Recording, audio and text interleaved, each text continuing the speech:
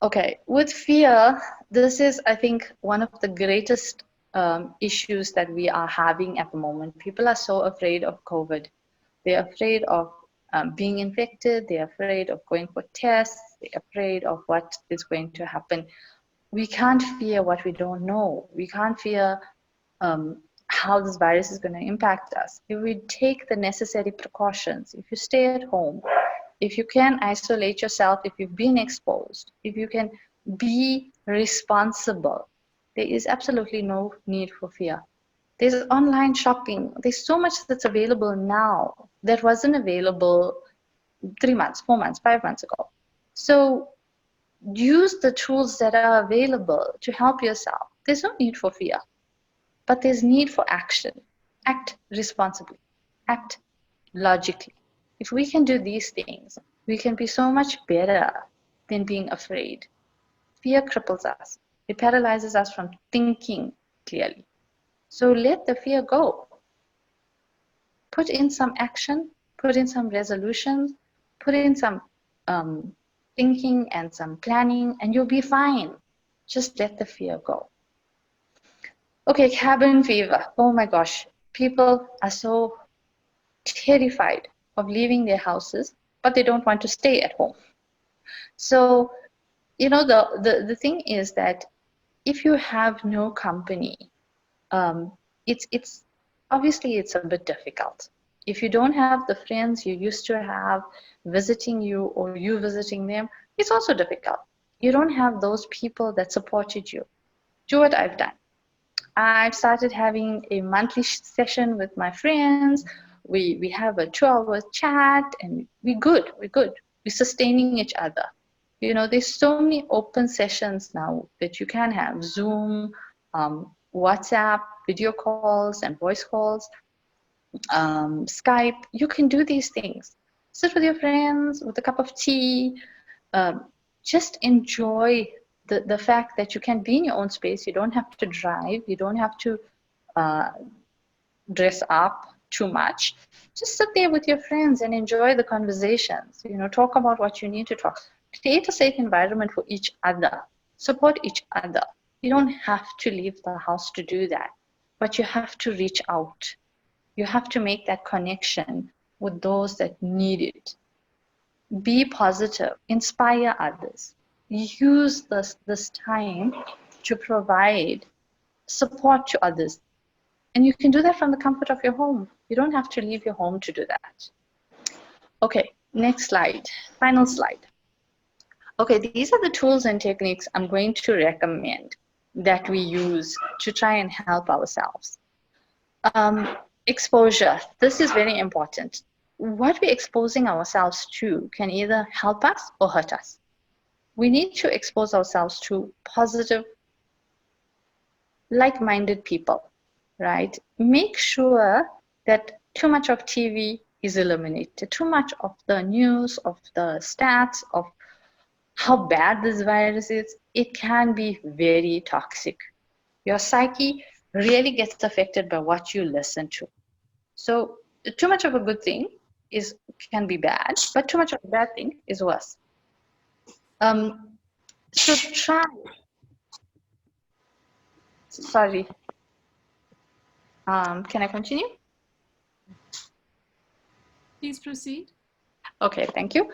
So try and expose yourself to positive things. There's so many YouTube videos from really established people like Sadhguru and Deepak Chopra.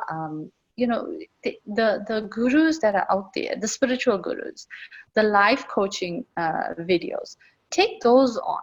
Watch those. Don't watch the news every day for a few hours. It's going to depress you. It's going to make you even more afraid than necessary.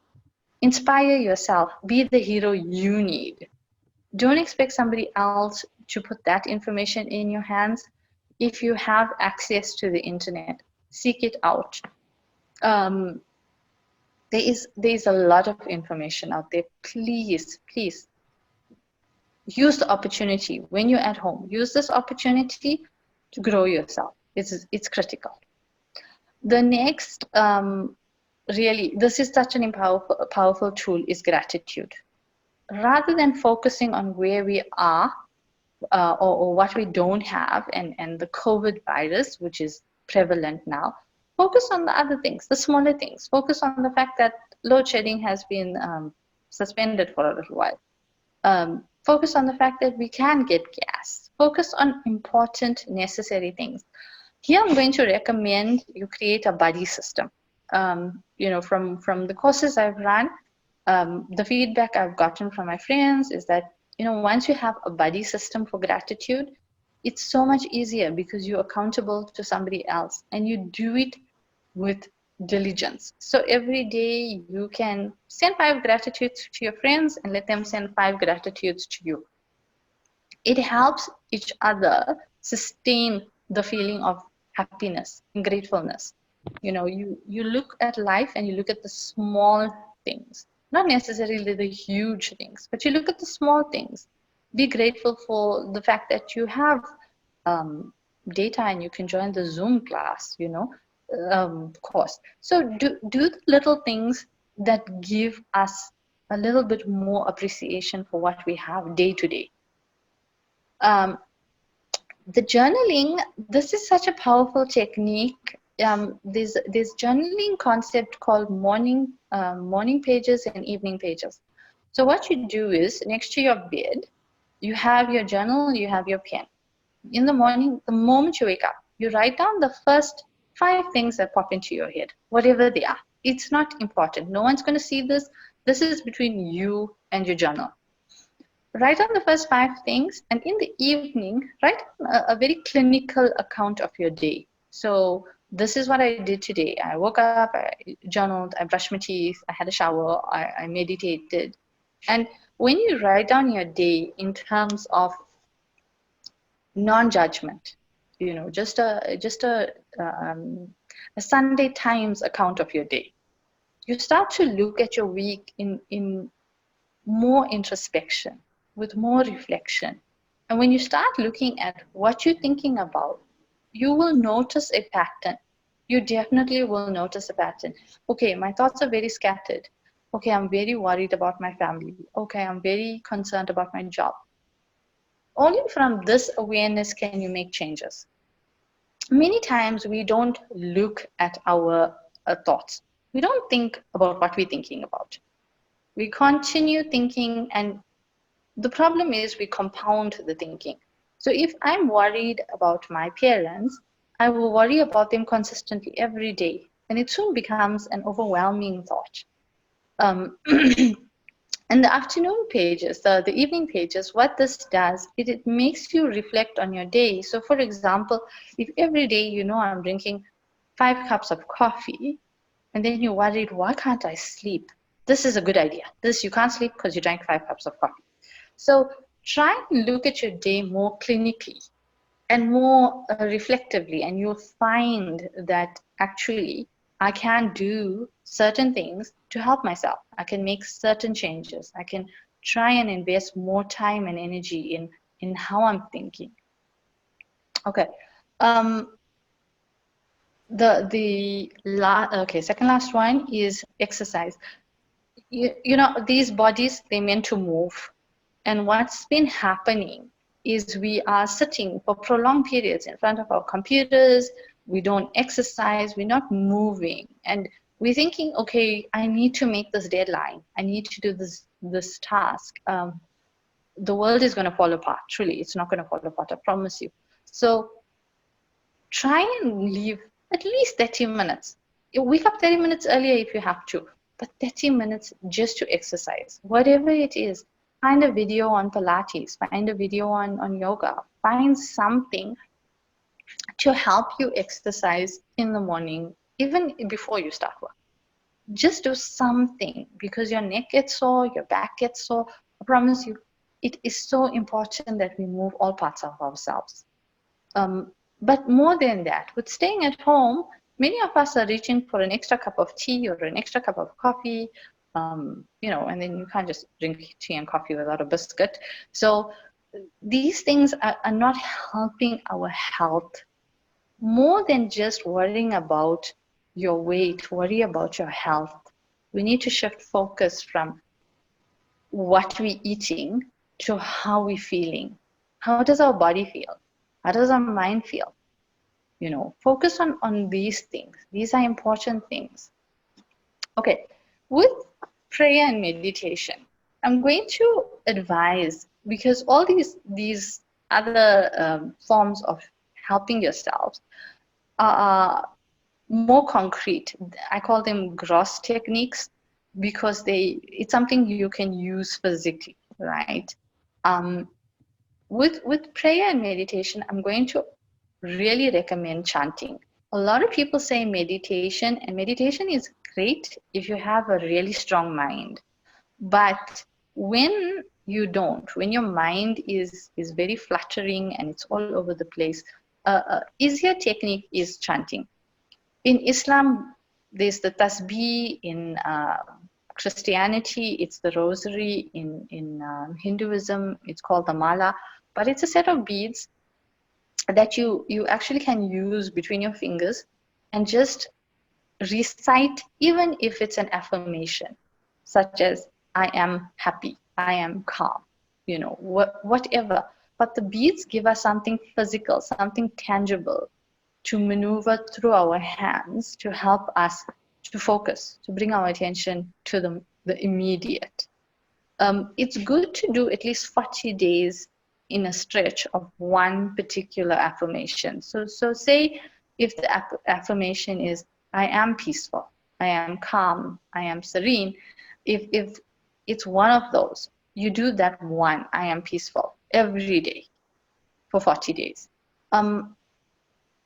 If you can do 5 minutes of chanting, just 5 minutes every morning, it will ground you beyond your wildest dreams. I promise you. It will keep you grounded. The trick is to do a repetitive chant so that your mind can settle down, so that you can be calm, so that you can be focused. And the grounding aspect just helps us get through the day a little easier. There is one thing I didn't put on the slide that I just quickly want to discuss, that of sleep. A lot of people undermine the importance of sleep. You think you need to sleep only for five hours or 6 hours. Scientifically, it shows that women should sleep for up between 8 to 9 hours, and men should sleep between 7 and 8 hours. Sleep is so necessary for our bodies to recoup, for our minds to recoup, for our energy to replenish itself. Please, I cannot stress more the value of sleep. If you are not getting enough sleep, there's no way you will focus adequately. You don't assess situations properly because your mind is just foggy. Your brain is foggy. You can't get through what you need to get through without proper sleep. Rest is vital for the body. Our bodies do so much during sleep. And it's important just to heal ourselves. But overall, these techniques, these tools that I've asked you to use, they are so critical to help you find yourself. It's important to understand also, if you are running your own business, the first person that is responsible for this business is you. You need to be confident, you need to be self-assured, you need to be in a space where you can understand that this is exactly what I need for my business. I need me. I am pivotal in my business being successful. But how do I do that if I don't even feel happy, if I don't feel strong, if I don't feel confident? How do I find myself in all of this if I don't know who I am? So to answer the questions, we start off with, how do I navigate these difficult times? You need to plot out where you are right now to where you want to be, not in terms of money, in terms of health, in terms of success and career, but in terms of who you are.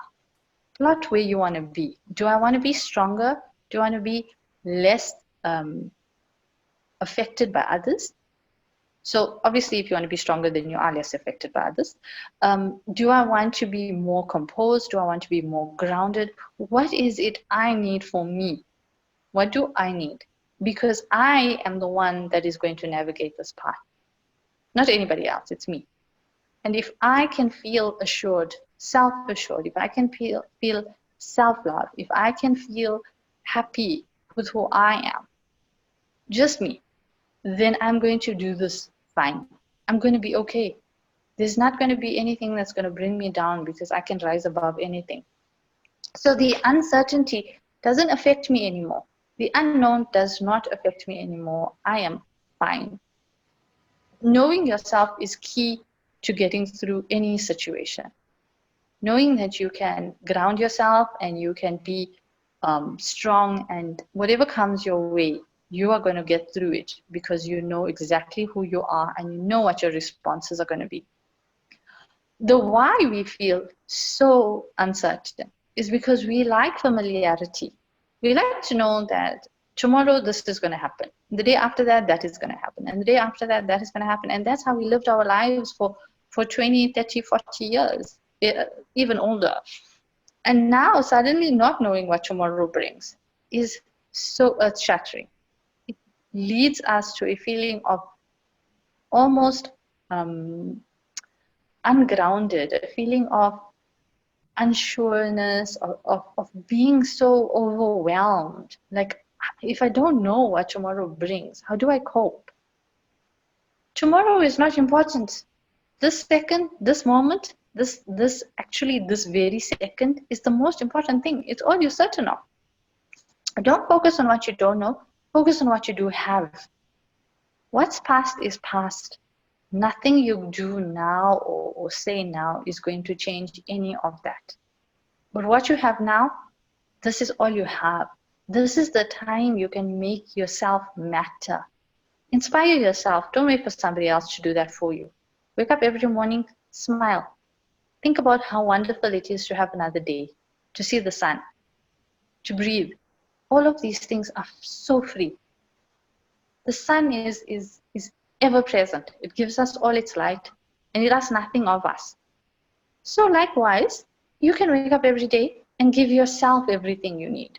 You don't need somebody else to give you that. You can be all you need to be. But you need to make that choice to be that person for yourself.